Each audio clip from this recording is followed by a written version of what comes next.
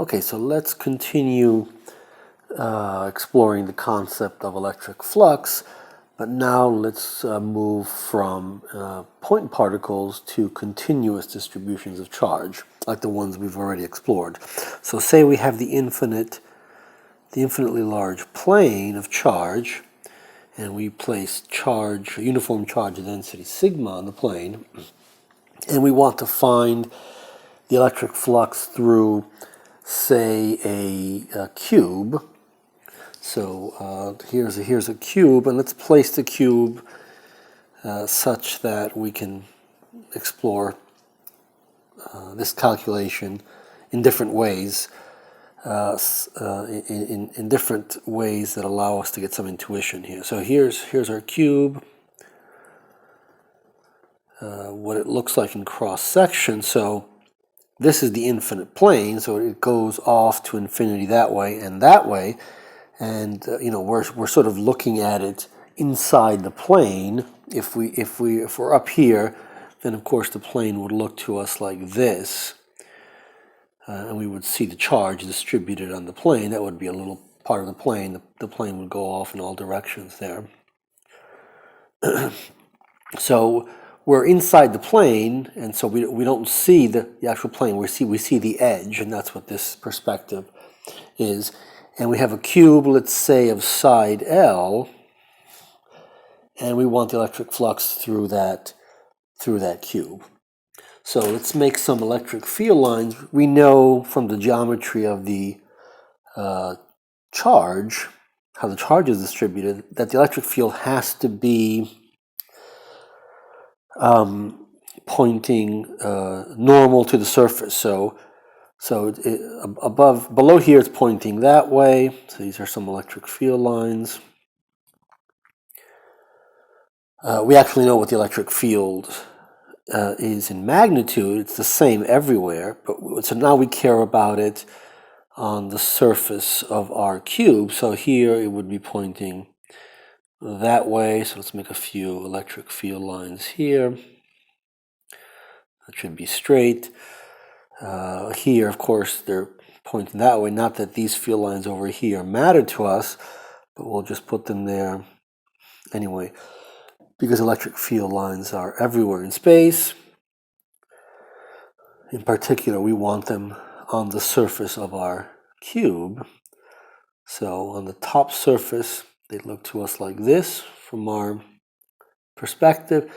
Of course, there are electric field lines on the side here. So on this side, maybe at this point here, we'll have an electric field line pointing like that. Same thing here.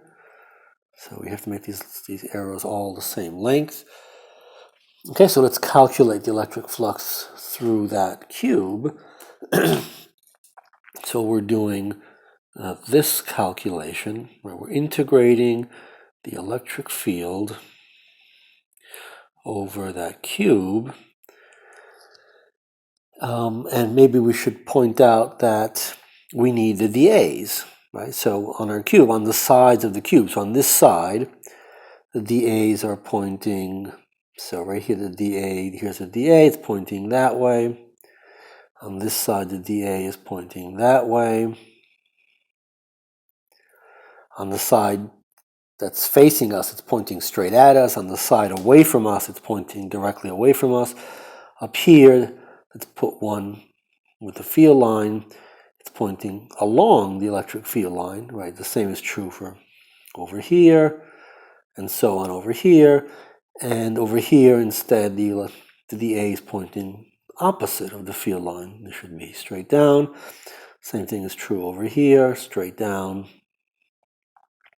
Okay, so we can get a sense of this this result, this calculation. So in other words, what I want to do here is the reason why I've placed the cube like that, such that the bottom side is parallel to the infinite plane, is to make the calculation easy. So there are two ways of doing the calculation. One, we can use Gauss's law, and the other we can just integrate by brute force. So we do this calculation, we realize that on the bottom surface, there's a negative contribution because the electric field is pointing this way and the dAs are all pointing directly opposite. So we have a dot product, and so we get we get the magnitude of the electric field times the magnitude of this little dA times the cosine of 180, right? Because this angle here is 180 or pi, and so we get -1. And whereas on the top surface we get exactly the opposite. We get the same magnitude for the electric field as we do here, times the same magnitude for the little infinitesimal dA, times the cosine of 0, because the angle between the dA and E is 0. They're in the same direction. So this calculation, this brute force calculation, is not too difficult on those two sides. And then notice that on the side over here, because the dA is pointing outwards and E is pointing always up, it's 90 degrees. That gives you the cosine of 90, and that's 0. And the same thing is true here. The dA is pointing this way, the electric field is pointing that way. And so we get no flux on those two sides, but the same is true on the side that's facing us and the side that's furthest away from us.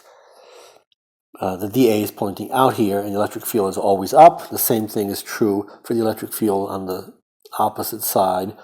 It's pointing up, but the dA is outward. It's always 90 degrees between E and dA, so we get no flux across the four sides of the cube. We just get flux across the bottom and the top. So across the bottom side, we have the magnitude of the electric field.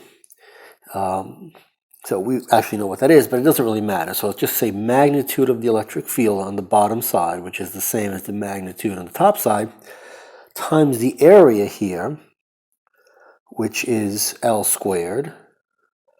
But we get a negative, right, because of the pi degrees between E and dA at every single point. So every single E dot dA has a negative contribution.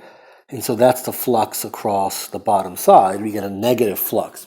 Electric field lines are coming into the box. On the top, we get exactly the opposite. We just get the magnitude of the electric field, which is the same as on the bottom side, times L squared times the area, because the electric field is a constant everywhere. And that, of course, adds up to 0. And so the electric flux through the cube must be 0. But what happens if we attempt to do this calculation if we tilt the cube? So let's say we place the cube like that. Right, so the cube looks to us like that, side L. Now we have to go and repeat the same calculation. If we want to do it by brute force, we have to recognize that there's an electric flux on the bottom side, but now that's a complicated calculation because the electric field is pointing everywhere this way, but the dAs here are pointing now that way, so there's an angle that's neither 0 nor 180. And the dAs here are pointing this way, so we get some non-zero contribution to the flux here because the electric field here is pointing straight up, just like it is everywhere else. Right, so here we have electric field lines going like this, here we have electric field lines going like that, and so on. And the dAs are pointing like that, and so it's a very complicated calculation to do by brute force. So we definitely want to appeal to something else, and that something else is Gauss's law. So the integral of the electric field over this cube, E dot dA, is also the integral of the electric field over a closed surface, and therefore Gauss's law applies. And all we have to do, instead of looking at the electric field everywhere on the surface of this object, we just look inside and see how much charge there is. And when we look inside, there's no charge in there because the charge is down here. And so, of course, we get 0 from Gauss's law without too much work.